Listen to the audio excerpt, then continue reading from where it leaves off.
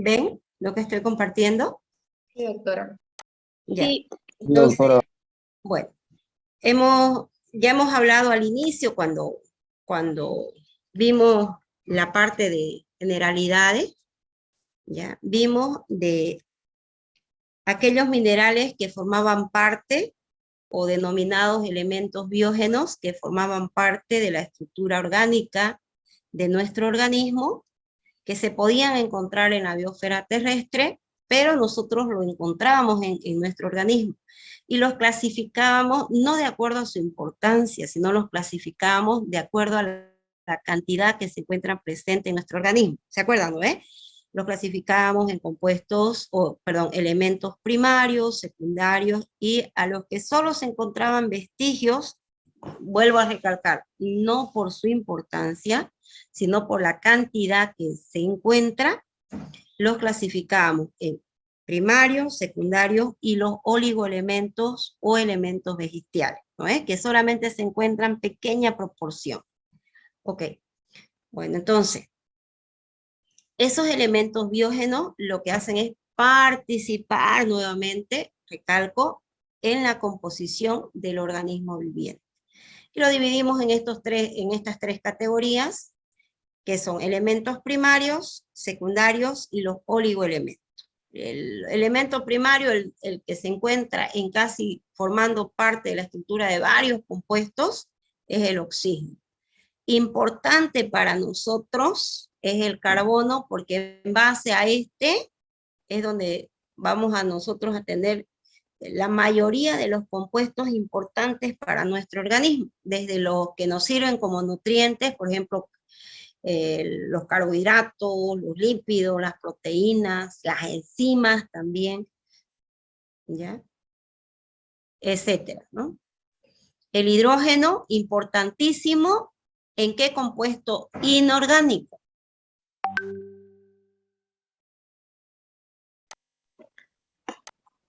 El agua, importantísimo. Nitrógeno, ¿en qué compuesto? En las proteínas. Bueno, y entonces tenemos oxígeno, carbono, hidrógeno, nitrógeno, calcio y fósforo. El calcio y el fósforo formando parte de la estructura de sales minerales, por ejemplo, lo que viene a formar la estructura del tejido óseo, ¿ya? Bueno, los elementos secundarios como el potasio, azufre, mire, la cantidad va bajando, ¿no? Disminuyendo. Entonces no es de acuerdo a su importancia la clasificación, sino de acuerdo a la cantidad o concentración que se encuentra formando parte de la estructura de nuestra masa corporal. ¿Ya? Potasio, azufre, sodio, como cloruro principalmente, magnesio y hierro. Y los oligoelementos o elementos vestigiales, o sea, que solo hay vestigios, como el flúor, cobre, yodo, manganeso, y bueno, también tenemos zinc, molibdeno, selenio y cobalto. Entonces, de esos 104 elementos que encontramos en la biosfera terrestre, 20 lo encontramos en nuestro organismo. ¿Hasta aquí hay dudas? Y esos 20 lo clasificamos en 3 grupos, ¿sí? De acuerdo a la cantidad o a la concentración.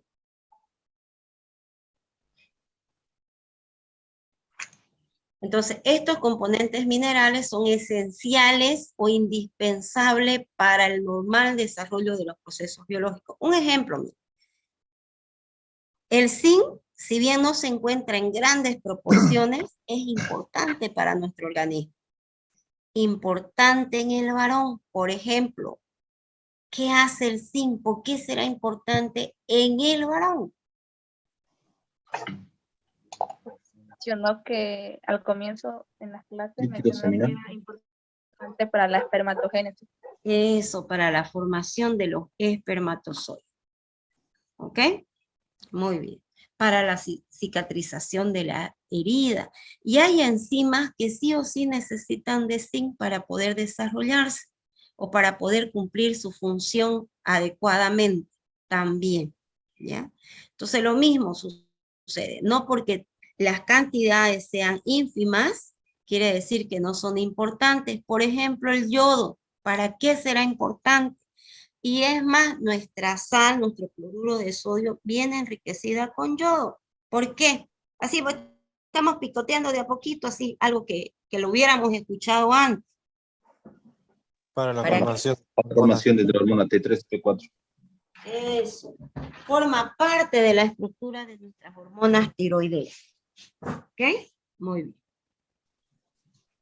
Entonces, ahora, podemos nosotros decir macrominerales que se encuentran, que tienen que encontrarse en mayor proporción, como el calcio, fósforo, potasio, sodio, el cloruro, el magnesio, el hierro. Estos van a constituir en su conjunto entre el 3.2 al 3.3% de la masa corporal de un adulto. Y las necesidades diarias de estos minerales pueden oscilar entre gramos para algunos, en otros miligramos, inclusive hasta microgramos. O sea, elementos que se necesitan en pequeñas proporciones en nuestro organismo. Pero así sean pequeñas proporciones, lo necesitamos porque cumplen una función. Veamos. Entonces, uno de los más importantes, no tanto el sodio como mineral, ¿ya? El sodio como mineral es diferente al sodio como electrolito, ¿no? Nosotros consumimos como cloruro de sodio, como una sal, ¿ya? El sodio como mineral es una roca amarillenta que es muy reactiva cuando se coloca en el agua, pero el sodio como sal, que es la que consumimos, se disocia en un medio acuoso, o sea, se disocia en agua y se separa en sus componentes iónicos, ¿no? Sodio, catión sodio y anión cloruro. Entonces vamos a ver el catión sodio. Entonces vamos a estudiarlo no tanto como mineral, sino como electrolito, ¿ya? Entonces, podemos obtener sodio como principal fuente, sal de mes. ¿Cuál es esa sal que dije? Cloruro de sodio. ¿Ya? Cloruro de sodio, ok. ¿Dónde más encontramos importantes cantidades? En la leche, en la carne, en los huevos, en vegetales, y estos pueden proveer un 10%. Quizás nosotros, como estamos acostumbrados a consumir más sal de lo que realmente nosotros necesitamos, o sea, estamos acostumbrados, quizás no le pillemos el sabor o el gustito a sal a la carne, al huevo, a la leche, etcétera, etcétera, ¿no? Pero sí contiene. ¿Okay? Bueno, entonces es el sodio o el catión sodio es importante en nuestro líquido extracelular y se encuentra en grandes proporciones. Es el electrolito o el catión extracelular por excelencia, ¿no es cierto? Lo encontramos en una proporción de 135 a 145 mil equivalentes por litro, o si lo expresamos en milimol por litro, ¿ya? Entonces, como se encuentra en grandes proporciones en nuestro líquido extracelular, el sodio ayuda a conservar el volumen de los compartimentos. Dijimos que la osmolaridad, ¿no ves? Dependía, la osmolaridad activa de nuestro plasma sanguíneo dependía de aquellos elementos o partículas que tenían carga y lo llamábamos osmóticamente activo. Entonces, el sodio contribuye con cerca del 50% de la osmolaridad de nuestro medio interno, del plasma sanguíneo. Y entonces, importante, fíjense. Entonces, el catión sodio es importante en mantener la osmolaridad de nuestro medio interno. Entonces, por lo tanto, también es responsable de la mitad de la presión osmótica de nuestro medio interno, del líquido extracelular. Otra función importante, forma parte de la composición del jugo gástrico, pancreático e intestinal, que estos son vertidos en la luz del tubo digestivo, ¿ya? Entonces, si nosotros vamos y estudiamos el jugo gástrico, el pancreático, vamos a ver que tiene una composición a ese nivel, ¿ya? Es muy similar a la del plasma.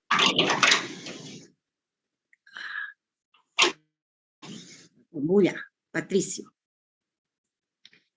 Ayuda en la regulación del equilibrio ácido-base del organismo.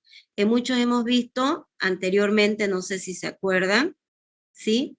Que se debe de mantener, cuando vemos el equilibrio ácido-base, tenemos que mantener un equilibrio iónico, ¿no es? Entonces, para eso también nos sirve el sodio. Muchas veces tiene que ingresar sodio al interior de la célula o distribuirse diferente. ¿Por qué? Porque tenemos que mantener la carga. Lo mismo que el cloruro, ¿no? En algunos casos el cloruro se intercambia también, o cuando sale mucho potasio tendrá que ingresar sodio y así sucesivamente, ¿no? En eso. Entonces, aquí en esto hay que darle una repasadita al equilibrio ácido-base, ¿ya?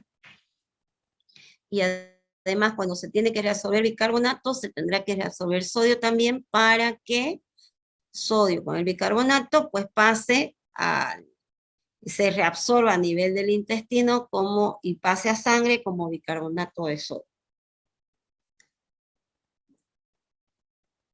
Ahora, otra función importante, la concentración iónica de sodio aumenta la excitabilidad y la irritabilidad de las terminaciones neuromusculares, ¿ya?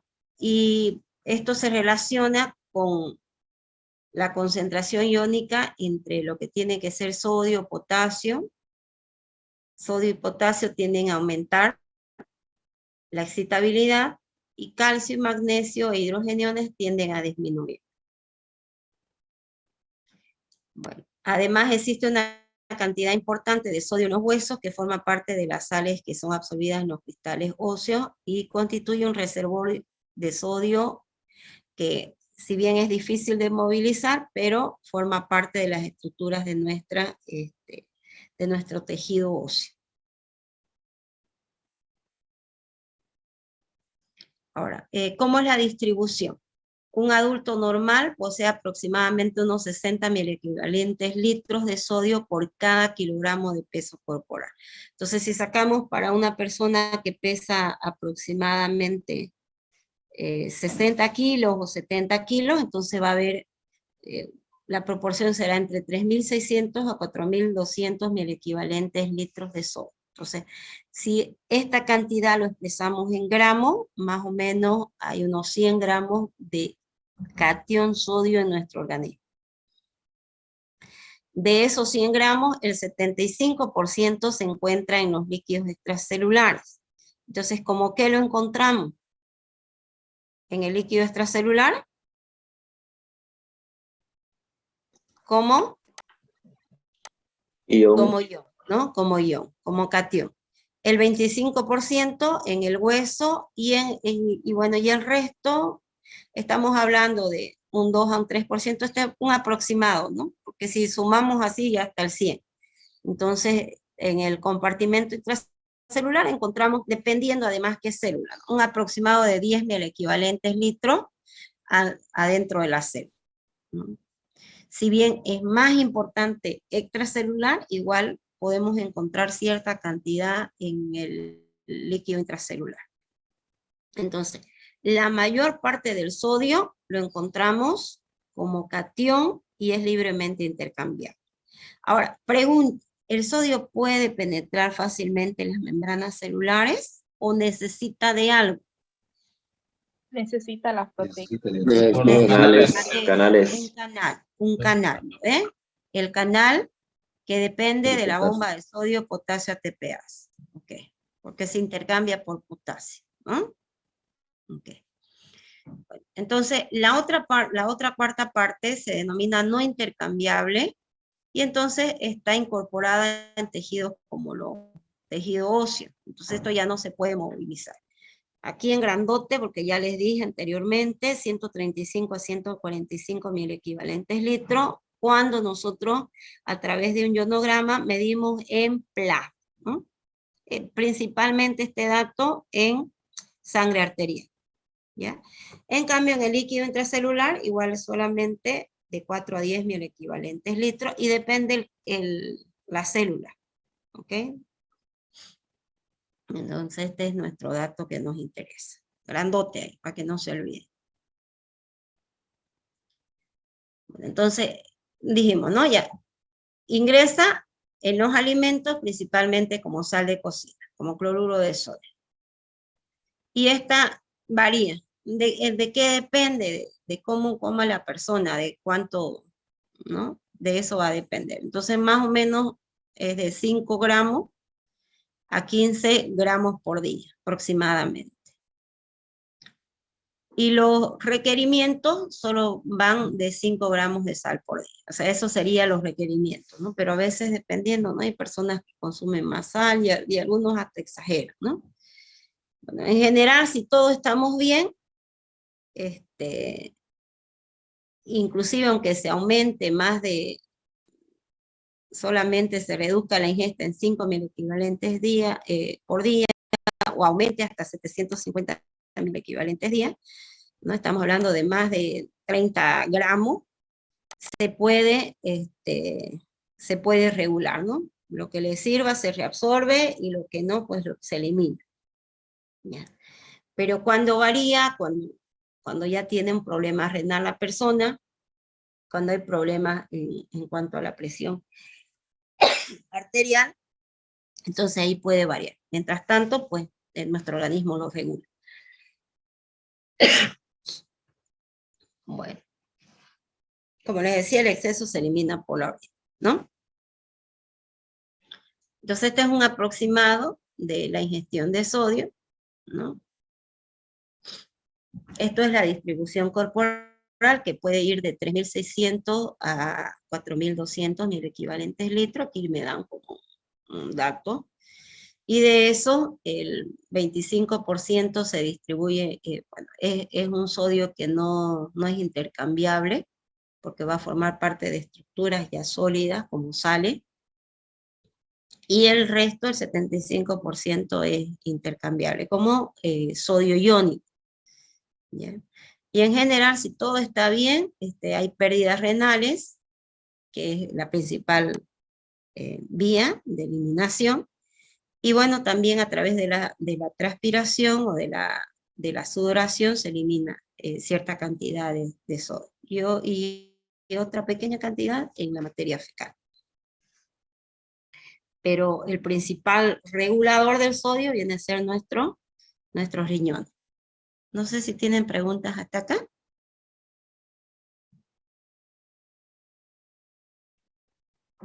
¿Jóvenes, señoritas? No, doctora. No, doctora. Claro, doctora. Okay. Ahora, en cuanto a la absorción, la totalidad del sodio ingerido se absorbe en el intestino. Ingresa a los enterocitos por medio de la bomba de sodio, potasio, ATPasa. Entonces no se transporta todo electrolito, por más pequeño que sea, si tiene carga, no puede atravesar la membrana citoplasmática, ¿ya? Entonces necesita de un transportador. Es más, la glucosa no tiene carga, una estructura más grande, pero como no es liposoluble, tampoco puede ingresar así nomás, ¿ya? Entonces, peor estructura que tienen carga. Entonces, ingresa entonces por la bomba de sodio, potasio, ATPasa, entonces un transporte activo. Ahora, desde el borde del cepillo, el sodio pasa a la membrana vasolateral. Entonces miren acá, tenemos la luz volumen, ¿sí? Hemos consumido cloruro de sodio, en alimento o algo, ¿ya? Puede ser en alimento como cloruro de sodio, puede ser un alimento que tenga cloruro de sodio, ¿ya? Y entonces aquí en el medio líquido se va a disolver y el sodio atraviesa la membrana citoplasmática, ¿ya? A través de un transporte activo que es la bomba de sodio ATPasa. Luego viene, pasa al citoplasma, estamos hablando que hipotéticamente sea un enterocito, ¿ya? Y luego, esta va a ser la membrana vasolateral. Aquí está la luz volumen, la membrana vasolateral, igual acá es expulsado, ¿no? Hacia el espacio intersticial y luego penetra el endotelio, perdón, la membrana del endotelio capilar, ¿no? Ya cuando llega sangre, entonces decimos que ha sido absorbido. Bueno, ahora hay una diferencia, ¿no es cierto? En el líquido extracelular y en el interior de la célula, en el líquido intracelular. Ahora, esa diferencia, aquí hay 135 a 145, aquí puede haber 10, pónganle. Entonces, esa diferencia depende de la bomba de sodio, potasio, ATPase, ¿ya? La distribución es diferente. Entonces, la mayoría o la mayor parte de nuestras membranas celulares son impermeables al sodio. Bueno, y si bien, por ejemplo, además, a nivel de nuestros enterocitos, importante también el sodio para el intercambio de glucosa, ¿ya? Es otra función importante que quizás no se las dije, pero hay un transporte activo secundario. Para que ingrese una molécula de glucosa, tiene que ingresar 2 moléculas o 2 átomos de sodio, ¿no? Un cotransporte. Bueno. Entonces nuestra bomba de sodio, potasio, ATPasa bombea activamente el sodio desde el líquido intracelular, de aquí hacia afuera, ¿no? Y para restablecer el gradiente, ¿no? Ingresa potasio, sale sodio. Ahora tenemos que mantener ese gradiente y esa cantidad de electrolito dentro y fuera de la célula. Entonces, porque sí o sí tiene que haber igualdad de carga, ¿no? Si tengo 150 cargas negativas, tengo que tener 150 cargas positivas. Bueno, entonces, en general, si las cantidades en nuestro medio interno son adecuadas del sodio, entonces se mantiene la osmolaridad. ¿Qué sucede si cambia? ¿No?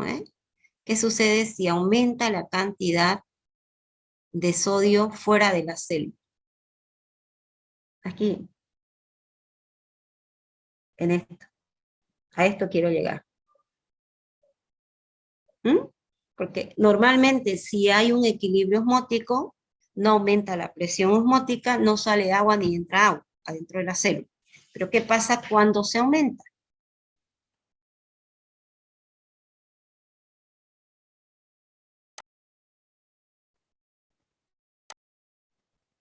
El agua sale, ¿no? Entonces el agua sigue al sodio, ¿sí? Ahora, por eso es bueno o se debe de mantener la cantidad de sodio dentro de los parámetros normales. Un descenso o una disminución de nuestro cation sodio, pues también lleva a una alteración de nuestro equilibrio hidroelectrolítico. ¿Ok? Y bueno, y hay pruebas de que la cantidad de sodio cuando está muy elevado es un factor que contribuye a la hipertensión. El sodio se excreta principalmente vía renal, ¿ya? Y cierta cantidad se elimina también por materia fecal, ¿ya? Entonces, en general la eliminación se hace por orina. Si hay mucha transpiración, se puede también eliminar por sudor. Es más, prueben, el sudor es salado. Pero cuando es por sudor se pierde más agua que electrolito, ¿no es cierto? No se olvide. En materia fecal también se puede eliminar cierta cantidad, pero nuestra eliminación más o menos es entre 20 mil equivalentes litros en 24 horas. Entonces, Igual por las lágrimas, ¿no, doctora? sí, Porque también las lágrimas... tiene. También tiene. La saliva también tiene cierta cantidad. Bueno, casi todos nuestros fluidos pues tienen, ¿no? Pero la principal, vamos a decir así, el principal medio por donde se elimina el sodio es vía renal, ¿no? Entonces, fíjense, prácticamente el 90% se elimina, ¿ya? Y esta eliminación está condicionada a la concentración que tengamos de sodio en nuestro plasma. ¿Ya? Y entonces, cuando desciende la concentración, entonces tiene que activarse nuestra hormona, ¿no? ¿Qué hormona es la que nos ayuda a nivel de los túbulos colectores? Eso, Aldosterona. la aldosterona. Muy bien, la aldosterona, ¿no? En general, si todo está bien en nuestro organismo, la excreción urinaria va a depender o va a coincidir con la ingesta. ¿Ya? Bueno. Entonces, por lo tanto, la regulación de la excreción de sodio es el factor más importante en el mantenimiento del balance o equilibrio. ¿Ya? Es así que el 99% del sodio debe ser reabsorbido y solo se elimina el 1%. Ahora, la eliminación de sodio en el sudor apenas es de 5.000 equivalentes por día y en la materia fecal 5.000 equivalentes día. Bueno, y siempre va a haber un recambio, ¿no? De sodio. Entonces, miren, en el intestino aproximadamente que puede haber entre 1.000 equivalentes litros por hora. Los riñones lo que hacen es filtrar a razón de 25.000 equivalentes litros por hora, de los que la gran mayoría vuelven a ingresar por absorción en el intestino y los túbulos renales. Entonces, y si hay un fallo, entonces ahí se va a deteriorar la homeostasis sódica, ¿no? Entonces, la osmolaridad, estamos hablando de la osmolaridad. Ahora, si hay, por ejemplo, una diarrea, ¿no? Una diarrea masiva, entonces aquí puede haber pérdida, ¿no? De nuestro electrolito principal. Y si es una diarrea muy profusa, inclusive podría llevarnos a otro trastorno, ¿eh? Entonces, si se elimina grandes cantidades, y aquí voy a apelar a su memoria. ¿Qué tipo de trastorno hidroelectrolítico produce la diarrea?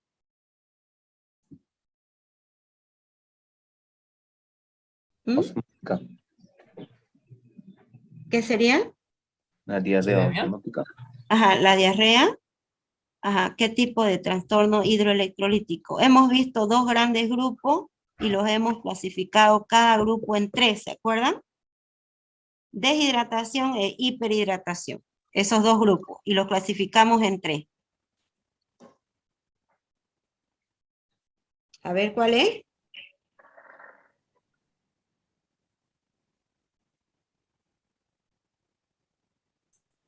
Deshidratación, Deshidratación isotónica. Isotónica, no se olvide, porque perdemos líquido y perdemos ¿qué? Si decimos que el tubo digestivo es la principal, electrolito, y entre ese electrolito, ¿qué se está perdiendo? ¿De qué estamos hablando ahorita? Sodio. Ahora, en un paciente con diarrea, ¿cuál va a ser el tratamiento? Aparte de la causa que lo está produciendo, ¿ya? No estoy hablando de la causa.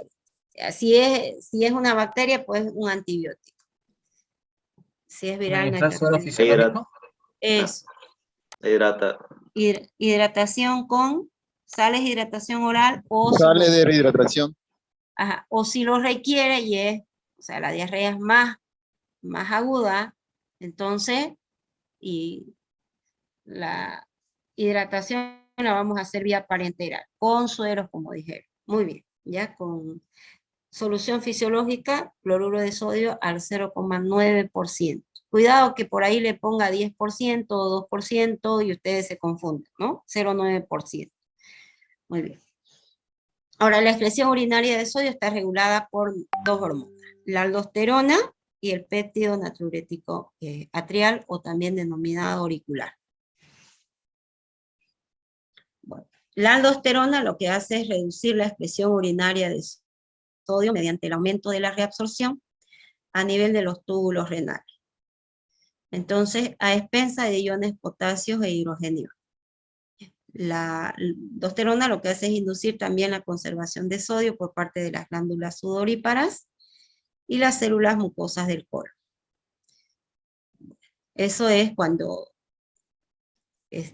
hay una eliminación, ¿no? Entonces, en condiciones normales, pues no hay mucha importancia.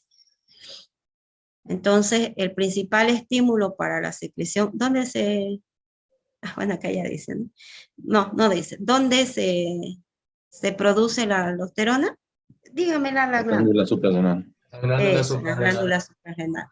Entonces, el principal estímulo para la secreción de aldosterona a nivel de nuestra glándula suprarrenal es el volumen de líquido extracelular. ¿Cómo tendría que estar el volumen?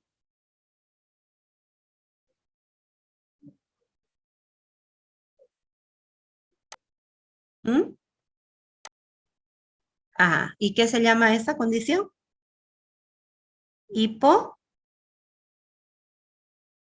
Hiponatremia sería, doctora. Ajá, no. De la secreción. No. Cuando hablamos de volumen. Hipovolemia. Hipovolemia. Hipovolemia, ¿no? Muy bien, hipovolemia. Entonces, ahora, eso es por parte de nuestra glándula suprarrenal.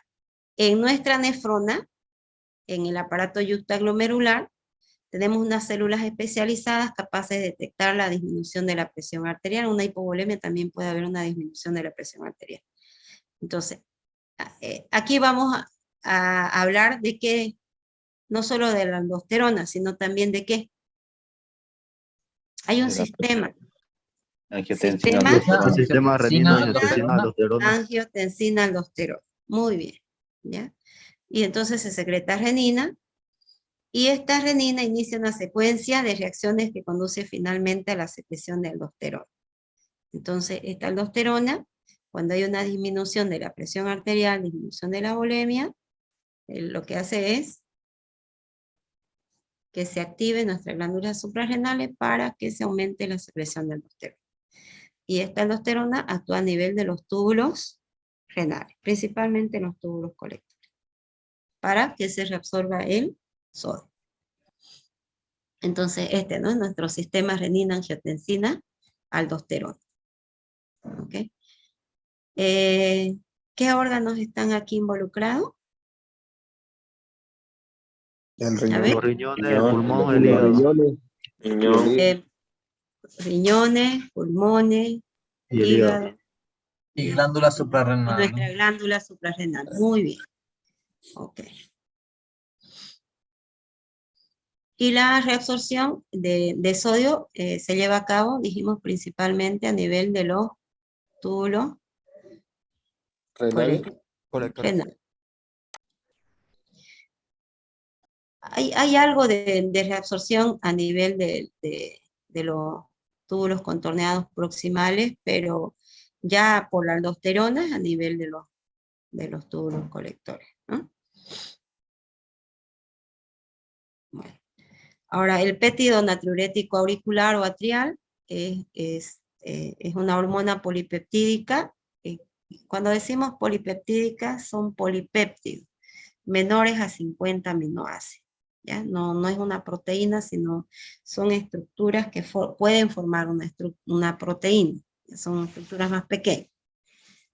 Este péptido es secretado a nivel de los cardiocitos en la aurícula derecha del corazón. Entonces, su función es incrementar la excreción urinaria de sodio. Entonces, uno lo que hace es reabsorber y otro elimina. ¿Quién reabsorbe? ¿Quién reabsorbe? Aldosterona. Aldosterona. ¿Quién ayuda en la eliminación? El péptido natriurético.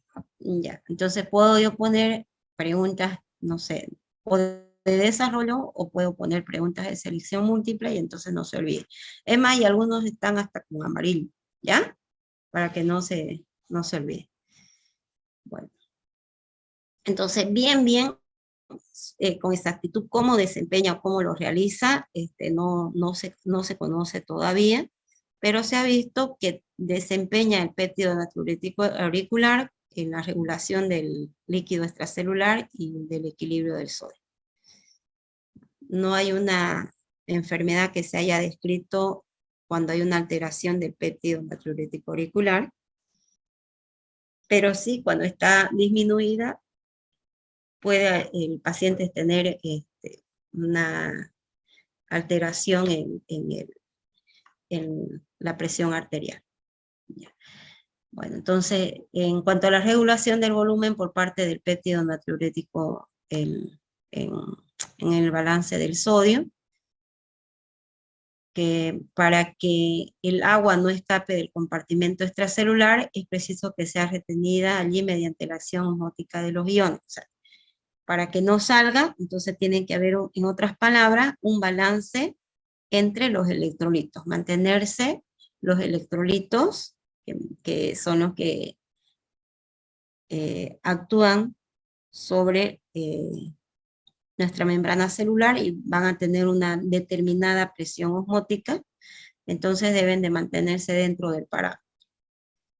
Ahora, bueno, el sodio es acompañado siempre por el cloruro además, ¿no? Entonces, como estos se encuentran a nivel del líquido extracelular, cambio del sodio, cloruro, y es más, inclusive puede haber ya cambios en urea, glucosa, determinan también los cambios en la osmolaridad. Pero ¿de quién depende más del sodio y de su acompañante, que es el cloruro?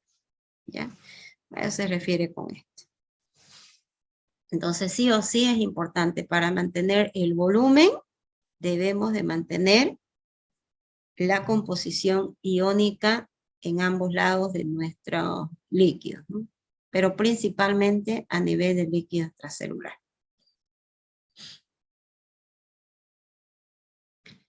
Bueno, en las interacciones entre la aldosterona y la hormona antidiurética lo que hacen es mantener el volumen y la concentración del líquido extracelular dentro de la normalidad. ¿Ya? ¿Cuál es la función de la hormona antidiurética? ¿Alguien que me diga con sus propias palabras? Reabsorción de agua. Retener agua. Eso, ¿no? Por eso dice antidiuresis, ¿sí? ¿Qué sucede si la hormona antidiurética, o hay demasiada cantidad de hormona antidiurética? Va a hacer que retenga grandes cantidades de agua en el Que organismo. tiene mucha agua. Ya, ¿y qué sucedería con nuestro medio interno? Se hincharía. Sería más una edematización. sería más solvente que soluto. Eso, entonces podríamos tener una ahí,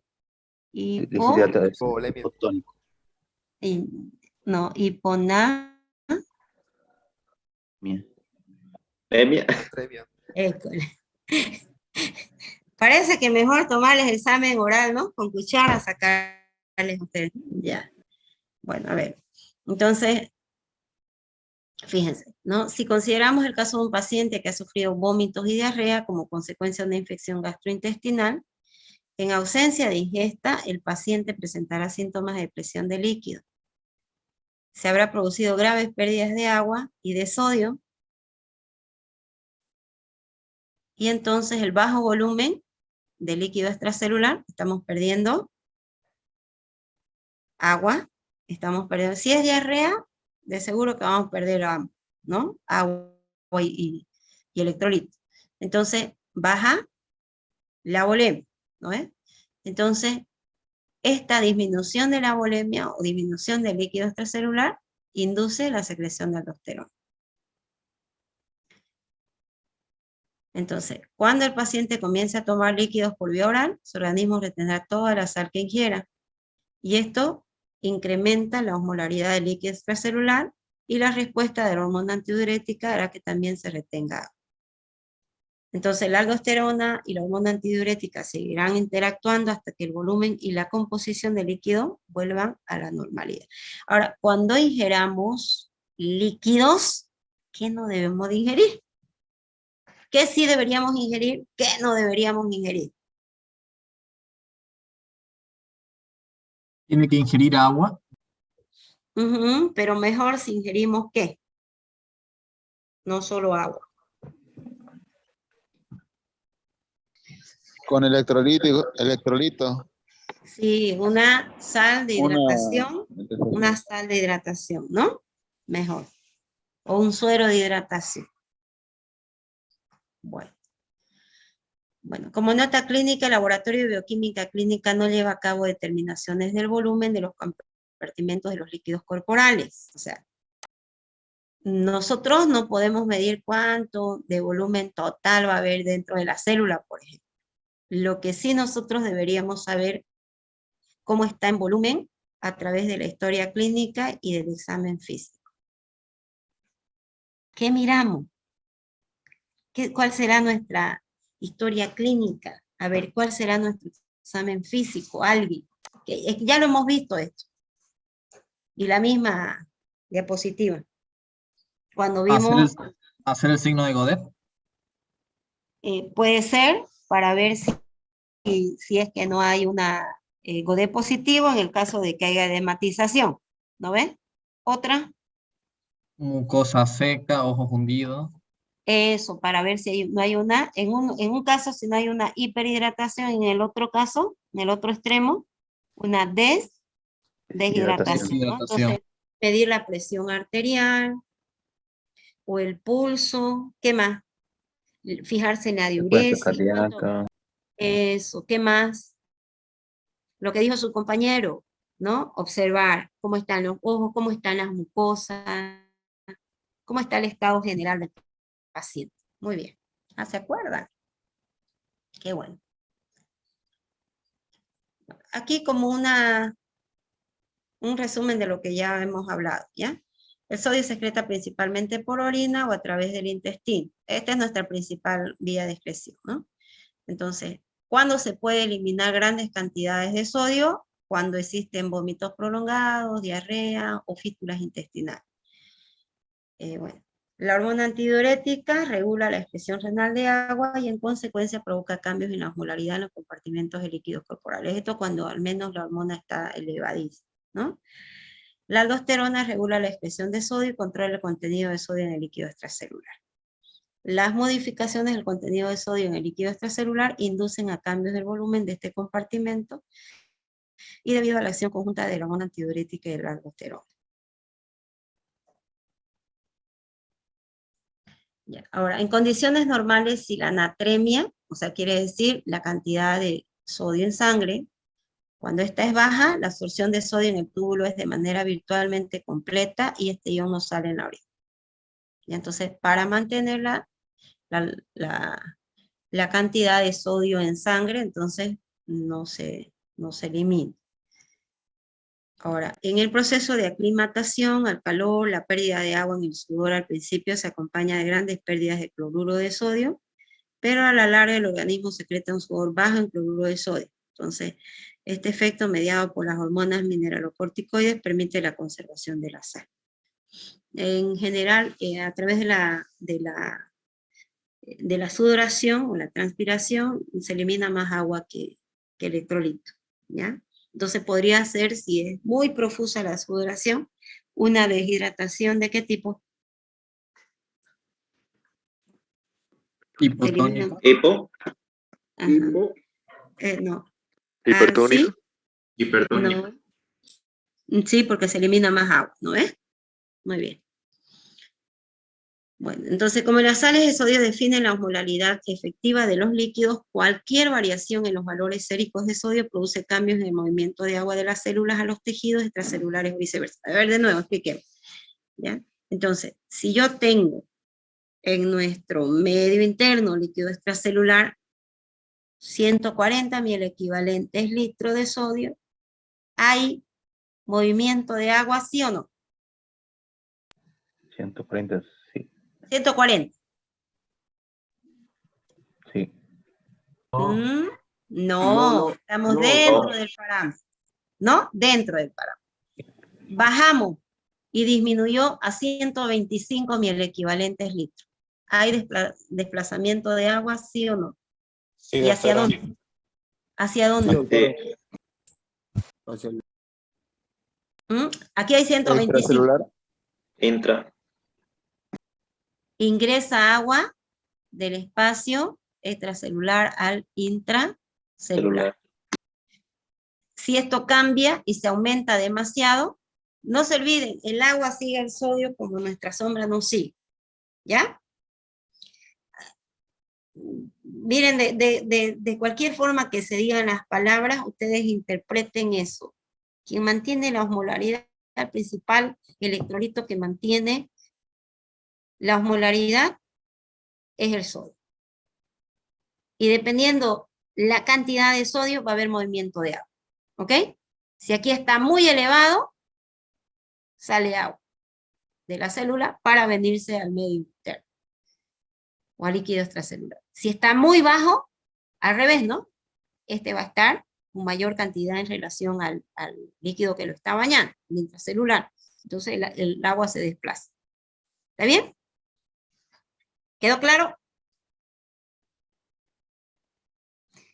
Entonces, en cuanto a las alteraciones fisiopatológicas y su contraparte clínica, depende en sentido estricto de la concentración de sodio. ¿Ya? Las causas más comunes de hiponatremia son las debidas a deshidratación o edema, cuando se ha perdido más sal que agua o se ha retenido más agua que sal. Entonces puede ser inclusive por dilución. Es decir, se retiene mucha agua, entonces se está diluyendo. No es lo mismo tener, mire, 10, voy a poner un dato, no es lo mismo tener, miren, tengo 2 vasos de precipitado, los 2 vasos tienen 100 ml en agua, ¿ya? ¿Está bien? Este de acá tiene 100 ml, este de acá tiene 10 gramos. El de acá, póngale, vamos a comparar, tiene 10. 10 gramos, tienen la misma cantidad. ¿Están iguales? ¿Qué dicen ustedes? ¿Sí o no?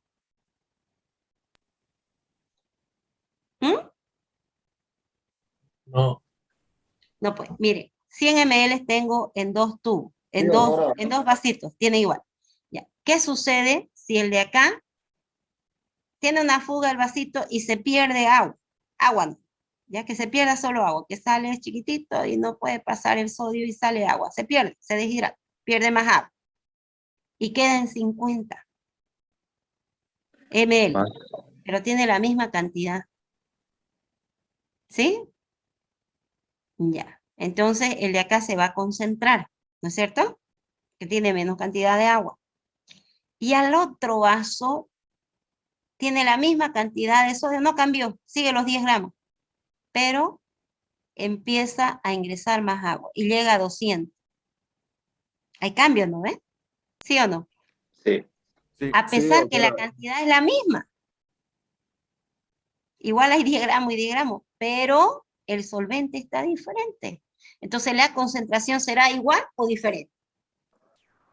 Diferente. Diferente. Diferente. Entonces, va a depender de eso también. ¿Ya? Porque, o puede ser que se pierda también, ¿no? Agua o sal. Bueno. En estas condiciones, la pérdida de sodio produce una baja de sodio en los líquidos extracelulares, la cual a su vez causa una baja secreción de la hormona antidiurética, por lo que se sigue eliminando agua hasta restablecer la concentración adecuada de sodio en los líquidos. Ahora, la deshidratación por este mecanismo puede ser muy intensa. Se crea así una situación que facilita el paso del líquido hacia las células y acentúa la pérdida de agua extracelular. El aumento de líquido en el interior de las células nerviosas tiene graves consecuencias en el paciente, ¿ya? Obnubilación, coma, convulsiones, etc. Entonces, por eso se debe mantener, ¿no? Porque una hiperhidratación o un edema a nivel de nuestras células nerviosas, porque haya una alteración en el sodio plasmático, pues causa graves consecuencias para nuestro sistema nervioso central. En contraste, la hipernatremia, entonces eso es porque se produce pérdida de agua y menor cantidad de sal, o porque se administre más sal de la que sea necesaria, entonces lo que va a hacer el resultado final es la fijación de más agua y bueno, entonces, ya sea por sed, secreción de hormona antidiurética de forma inadecuada, excreción de orina muy concentrada o salida de agua de la célula al líquido extracelular, entonces eso con el fin de disminuir las pérdidas adicionales de agua. Entonces, pues cualquiera sea la causa, produce problemas o alteraciones en el organismo. Ahora, entonces, tenemos un valor nosotros de referencia de la cantidad de sodio en nuestro plasma sanguíneo, ¿ya? Entonces, eso dijimos que iba de 135 a 145. Entonces, denominamos hiponatremia como la concentración de sodio inferior a 135 miliequivalentes litros. Eso en plasma sanguíneo, en suero, ¿no? Bueno, la hiponatremia es la anomalía electrolítica que se va a detectar con mayor frecuencia en los laboratorios de bioquímica clínica. Y bueno, lo hacemos a través de la prueba, es a través de un ionograma, ¿no? Bueno. Ahora la concentración sérica de sodio es una expresión entre el sodio versus la cantidad de líquido de agua que hay en nuestro plasma. Ahora, ¿cuáles son las causas que conducen a una hiponatremia? ¿Ya? Puede ser por pérdidas de sodio, o sea, porque se pierda sodio, o porque se retenga agua. Entonces, si se retiene agua, será una hiponatremia por dilución. Por eso les daba el ejemplo. ¿Qué pasa si yo tengo 10 gramos? Primero tenía 100 ml, pero empieza a acumularse más agua. Entonces es por dilución. Aparentemente, aunque la cantidad sea la misma, pero si hay más líquido va a estar más diluido. ¿No es cierto? Bueno, entonces las causas de hiponatremia pueden ser o por retención de líquidos, dos grandes grupos, por retención de líquidos o por pérdida de sodio, por déficit, ¿no? Entonces, con retención de líquido puede ser con edema y sin edema. Y cuando acá hay déficit de sodio, hay disminución del volumen de líquido extracelular, ¿no es cierto? Bueno, entonces con edema puede ser por ingesta de agua. Esto puede ser, miren, por una sueros salinos que utilicemos endovenoso o intravascular, pero lo hagamos de forma muy, muy apropiada. O porque haya disminución en la excreción de agua, la insuficiencia cardíaca congestiva, en el síndrome nefrótico. En el síndrome nefrótico hay una nasarca, un edema generalizado. No sé si algunos que han visto, que son mis estudiantes, les mostré, ¿no? Un niño con todo, en todo él. Hasta los órganos genitales se puede acumular líquido. Y eso por causa de que no se excrete la cantidad de agua adecuada. Ya eso en la insuficiencia cardíaca congestiva y en el síndrome. En la insuficiencia cardíaca congestiva, ¿dónde principalmente la acúmulo? Un paciente que tenga problemas cardíacos. En los miembros inferiores.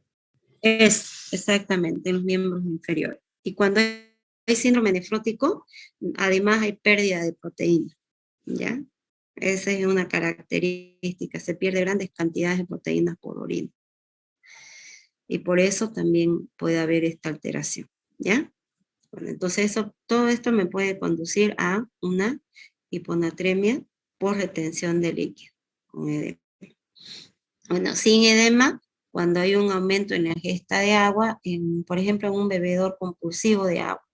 Esto no se da normalmente en las personas sanas, ¿no? Hay una enfermedad mental donde el paciente bebe compulsivamente agua. O cuando disminuye la excreción de agua, pero en la en la alteración conocida como síndrome de inadecuado de la hormona antidiurética o en la insuficiencia renal. La diabetes insípida, doctora.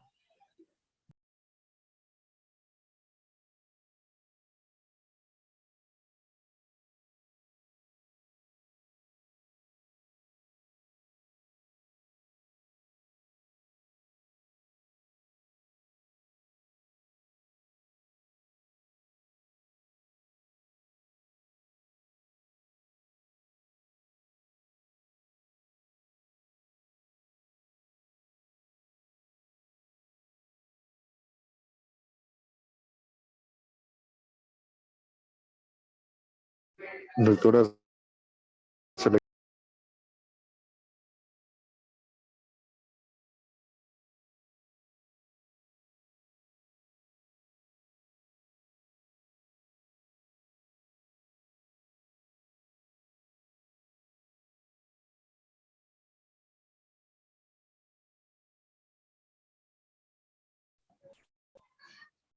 Yo preguntando y se me había ido el internet, con razón.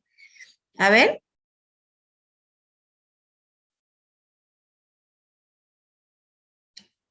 Aquí, en la pérdida por intestino. Va a haber un déficit de sodio, por eso va a ocurrir una hiponatremia cuando disminuye nuestra volemia, disminuye el líquido extracelular. Una causa puede ser por las pérdidas. La principal puede ser por riñón, piel, pero la principal es por intestino. ¿Cuándo? Vamos, ¿se acuerdan? Las diarreas profusas. Muy bien. O cuando disminuye la ingesta también, ¿no? Eso es rara,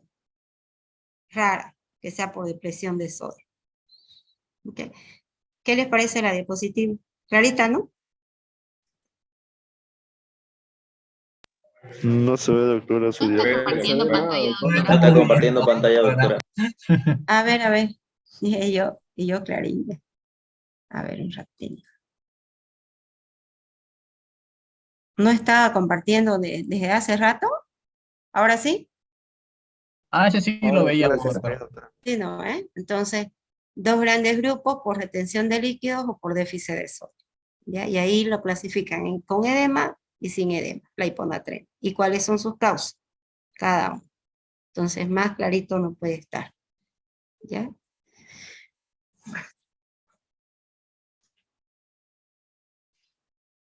Bueno, cuando es por retención de agua, entonces la retención de agua en los compartimentos corporales diluye los constituyentes del espacio extracelular y origina hiponatremia.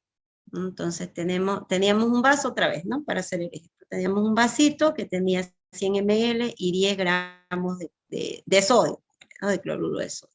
Le aumentamos 100 más, se está reteniendo. 100 más, 200, entonces ahí se entiende que es dilución. ¿No ves? ¿Sí? ¿Jóvenes? ¿Sí? ¿Puede repetirlo, doctora? Mire. De nuevo, ¿ya? Si yo inicialmente tenía en un vaso de precipitado, para que compare, un vasito de precipitado, tenía yo 100 ml de agua, le agregué 10 gramos de sodio, cloruro de sodio, ¿no? Sodio. El porcentaje es el 10%, ¿no es? ¿Sí o no? Si lo expreso en porcentaje, ¿sí? Sí. Ya. ¿Qué pasa si yo le agrego agua? 100 ml más. ¿Cuánto va a ser el porcentaje? ¿Así lo entiende? Se le reduce la mitad si es el doble de agua. Sí, a la mitad, 5% nada más. Entonces, eso es lo más común, que sea la hiponatremia por retención de agua. Algo que conduzca a que haya más agua y se diluya nuestro medio. ¿Se entendió? A que se pierda sodio. Ahora, ¿dónde sí podría haber pérdida de sodio? Común.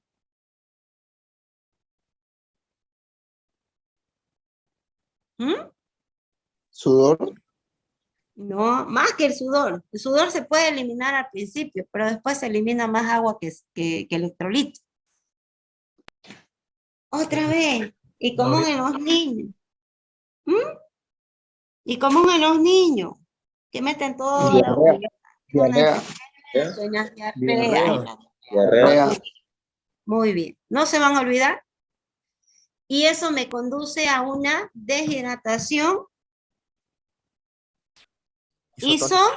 isotónica. Y si yo solamente hablo de la alteración de electrolito, será una hipo, Natremia.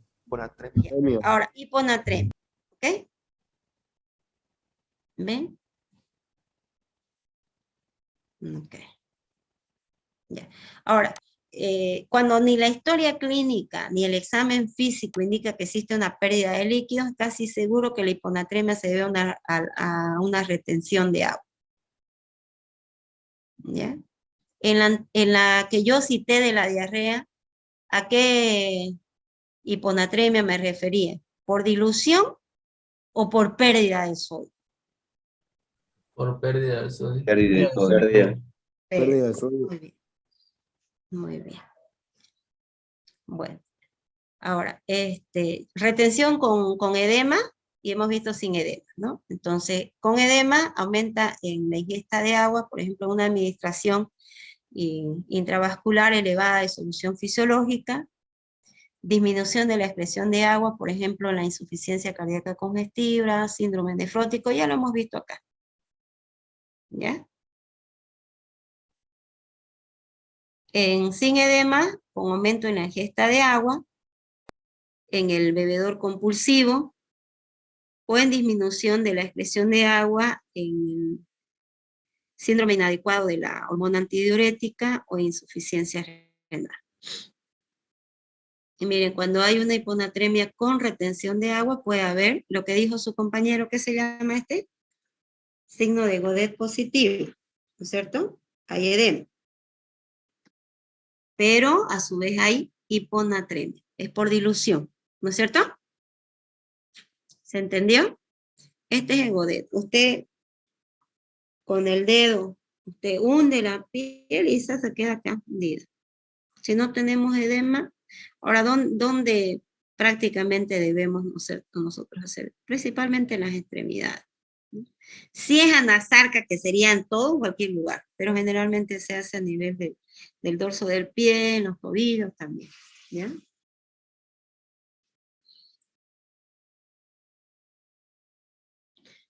Ahora también, ¿no? Lo que les decía de una disminución de la albúmina, y cuando haya disminución de albúmina o se pierde por orina, entonces es un síndrome nefrótico, ¿no? Puede haber.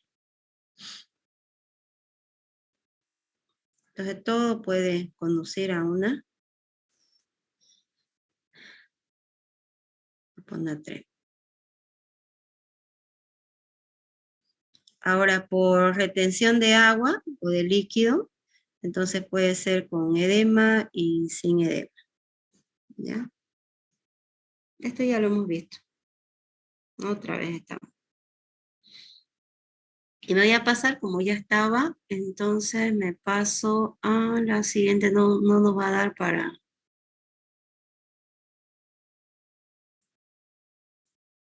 Y lo vemos el caso clínico, ¿ya? Una mujer de 64 años fue ingresada con síntomas de anorexia, pérdida de peso y anemia. Se diagnosticó un carcinoma de colon. Presentaba una presión arterial normal sin edema alguno. Al poco tiempo del ingreso, en un análisis obtuvieron los siguientes resultados.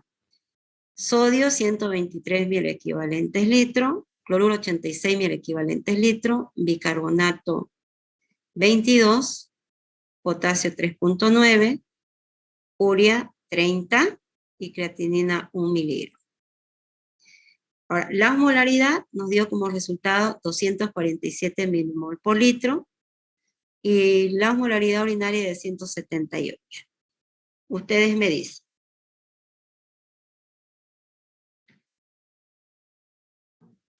Hay disminución. Ajá. ¿Qué más? De sodio. Ya. ¿Qué más está alterado? El cloro igual. El cloruro El está cloruro. bajo, disminuido. Entonces, esta paciente ha tenido pérdidas, ¿no? De electrolitos que quizás no se puede dar ni cuenta la misma paciente. No nos expresa más datos, quizás hubiera sido, bueno, es que era así el caso clínico, entonces lo puse como tal. Más datos sobre su exploración física, ¿no? De la paciente, solo que no tiene edema. Entonces, esta es más por pérdida que por retención de agua misma, ¿sí? Ahora, el resultado de nuestra osmolaridad está dentro del parámetro que dice. No, eso sí. Creo que Está no. disminuido, doctora. Ajá. Ahora, ¿se habrá retenido agua? ¿No se habrá retenido? A pesar de que no hay edema. ¿Qué dice? No indican, ¿no?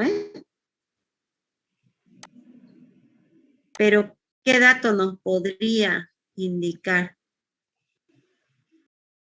Si es una... ¿Qué dato debería yo conocer ahí de lo que estamos viendo? Que no lo tengo a mano, porque de la urea, ¿cuánto es? A ver, vamos a repasar con ustedes. Valor de referencia de sodio. 135 a 145 miliequivalentes litro. Muy bien. Cloruro. El cloruro es de 95 a 100 equivalentes litro. 95 hasta 105. Ya bien. Bicarbonato. De 22 a 28 28. mil equivalentes litro.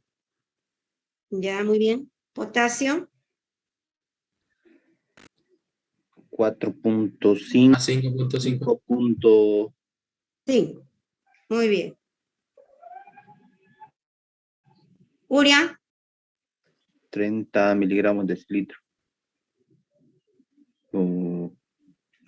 De 20 a 40 miligramos por decilitro. De 20 a 40. Creatinina. Está en el parámetro. Está elevado, disminuido. 0.8 a 1.2. Ya. No, sí, en algunos casos sí, en algunos laboratorios. Ya, muy bien. Hasta 1, pero la mayoría. ¿Ya? Y la osmolaridad urinaria. Está disminuida. ¿Cuánto la osmolaridad sérica está disminuida? ¿Cuánto sería? Lo normal es de 285 a 300 miliosmoles litro. Muy bien. ¿Y la urinaria? Ese es el dato que no tenemos, el que no les he dado. ¿Cuánto es? ¿Alguien que lo hubiera buscado? ¿Que se elimina? Ajá, la osmolaridad urinaria. Sí.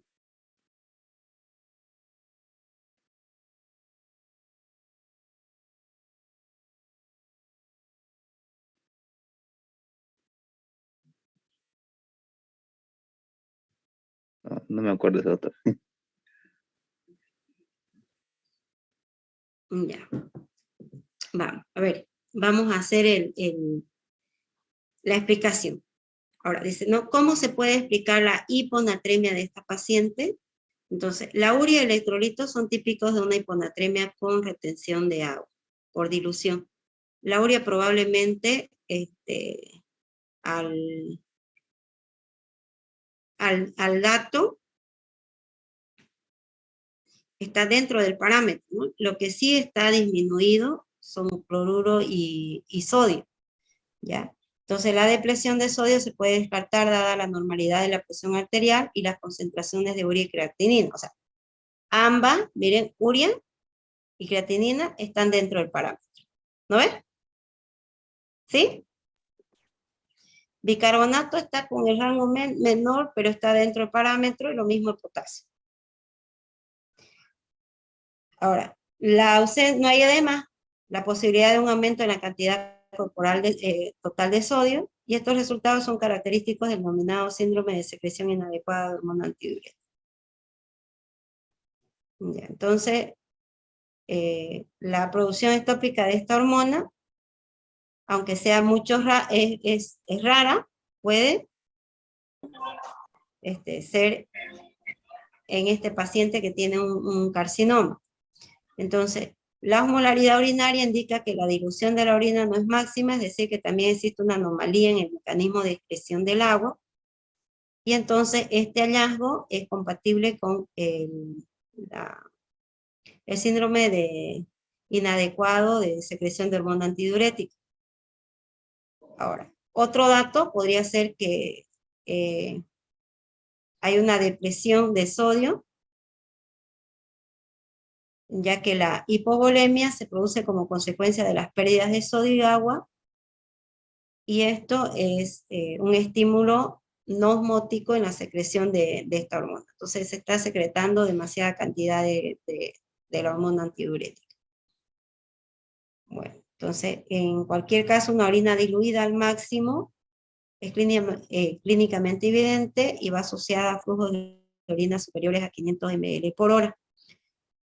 Entonces, ¿qué nos ayuda a llegar a ese diagnóstico? La osmolaridad urinaria. En este caso, ¿ya? Bueno, ¿Cuál es su valor normal, doctora? menor se expresa por kilogramo, de 850 milimol por kilogramo. Eso medidos en 12 a 14 horas cuando se restringen los líquidos. Y en una muestra que usted saque así aleatoriamente, entre 50 a 1200 milimol por kilogramo. Así se expresa. Bueno, no hay... bueno.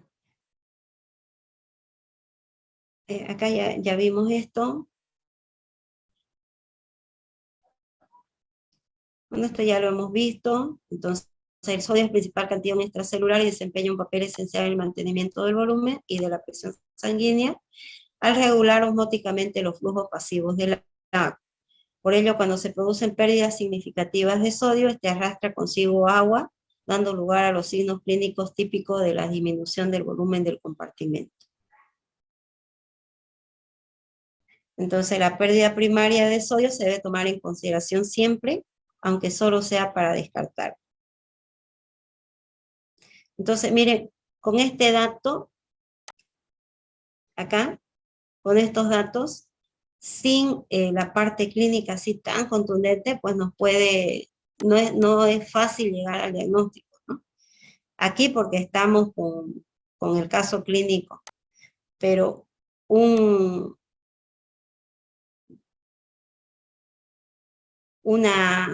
desequilibrio en la secreción de la hormona, ¿no? Adecuado, hace de que tengamos también, en este caso, fíjense, cómo quedaría. Mayor cantidad de eliminación de líquidos, Esta mayor doctora. cantidad es por, fíjense, Insuficiencia de la hormona antidiurética. En este caso hay un aumento, ¿no? Exagerado de esta hormona. Entonces, ¿qué pasaría? ¿Se elimina más agua? Ya. Y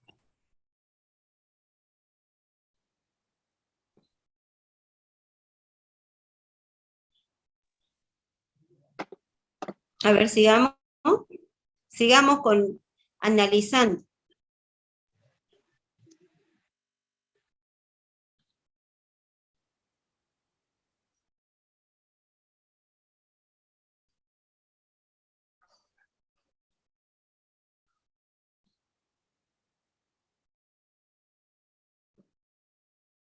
Vamos, todo, no uno solo.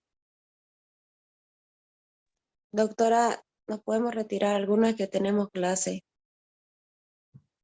Ya. Ya llegamos al tiempo, ¿no? Es largo. Bueno, entonces, ustedes me repasan de este tema, anoten, de este tema para no hacerlo muy largo. Fíjense, sodio, potasio, cloruro, calcio y magnesio. Esos 5. ¿Ya? Sodio, cloruro, potasio, magnesio y calcio. ¿Ok? Sus valores, ¿no, doctora?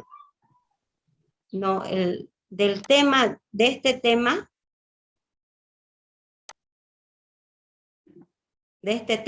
componentes minerales, repasen esos 5, estudien esos 5 para el examen, no todo el tema. ¿Me entendieron? Todo lo que hemos avanzado, más de este tema, solamente anoten.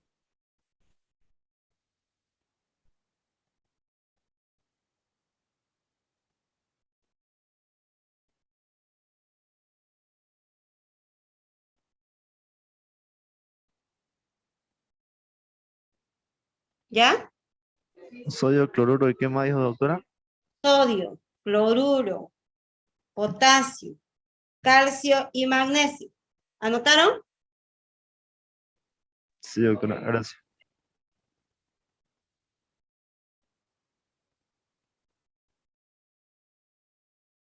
Ya, hasta ahí ya el examen. Bueno, no sé si algunos quieren quedarse un ratito más, quieren... Sí, doctora. Tenemos, Quería que me cositas. tenemos, tenemos práctica, sí, a las 11:30 con el grupo A2, me parece, ¿no? Todos, doctor. Sí, doctora. Ujú. Pero a ver así rapidito hasta que este Jorge ingrese, ya yo ingreso después. ¿Alguna duda que tengan? Doctora, yo quería hacerle una pregunta del tema anterior de trastorno ácido-base. ¿Ya? ¿Cómo se sabe? No me quedó claro la parte de cómo sabemos si es un trastorno compensado, descompensado o parcialmente compensado. ¿O en proceso de compensación? Sí, eso, en Ya. proceso de Lo compensación. que tenemos que ver, más que los valores, primero la clínica, ¿no ves? La clínica nos va a orientar para ver cuál es la causa primaria. La clínica es nuestro norte, ¿ok? Bueno, voy con la clínica primero. Después de la clínica me fijo en la gasometría arterial, el pH, y de acuerdo a la clínica voy a ver cuál es nuestro trastorno primario. Por ejemplo, si es una acidosis respiratoria, sí o sí, en la acidosis respiratoria, acidosis, tengo que saber que el pH está menor a 7.35. ¿Qué otro parámetro? Ojo, no, les estoy diciendo la clínica que es mi norte. Por ejemplo, una compresión, un accidente de tránsito donde esté comprimida la caja torácica. Eso me va a evitar que haya una adecuada eliminación del dióxido de carbono. El dióxido de carbono se va a aumentar en sangre, por lo tanto se aumenta también la presión parcial de dióxido de carbono. ¿No? Se aumenta la concentración de dióxido de carbono, se aumenta la presión parcial de dióxido de carbono. Esa es mi edad. ¿Ya? Ahora, ¿cuál es el otro componente que no es respiratorio, que yo lo veo en una gasometría? ¿El bicarbonato? El bicarbonato. Ok, el bicarbonato. Si la presión parcial de dióxido de carbono primariamente estaba aumentada, entonces el paciente tendrá que tener mayor a 45 milímetros de mercurio en presión parcial de dióxido de carbono, ¿no es cierto? ¿Sí? ¿Vamos? ¿Vamos bien? ¿Cómo dijo, doctora? ¿Cómo dijo? A ver, hemos visto el trastorno primario, son varias causas, o un enfisema pulmonar, o una enfermedad obstructiva crónica, cualquier cosa que haga que el dióxido de carbono se aumente en mi organismo, ¿verdad? Algo que evite que salga dióxido de carbono. Se aumenta la concentración, se aumenta la presión parcial de dióxido de carbono, y eso hace de que el pH disminuya. A ver, dióxido de carbono más agua, ácido carbónico, ¿el pH va a disminuir o no? ¿Mm? Es ácido. Sí, ¿No ves? va a haber mayor concentración de... Okay. Hasta ahí. Ahora, me tengo que fijar en el otro componente. Hay dos componentes. respiratorio y metabólico. Respiratorio es el dióxido de carbono. ¿Cuál es el metabólico? Carbonato. El bicarbonato. Me fijo en la concentración de bicarbonato. Entonces mido, solicito una gasometría de mi paciente, me dan el laboratorio, ¿cómo tendría que estar el bicarbonato para que yo piense si está compensado o no está compensado en proceso de compensación? ¿Cómo tendría que salir? ¿Qué dato tendría que salir? ¿Cómo tendría que ¿Aumentado? darme? Aumenta. ¿Ven el mismo sentido? ¿Se ve? ¿Sí?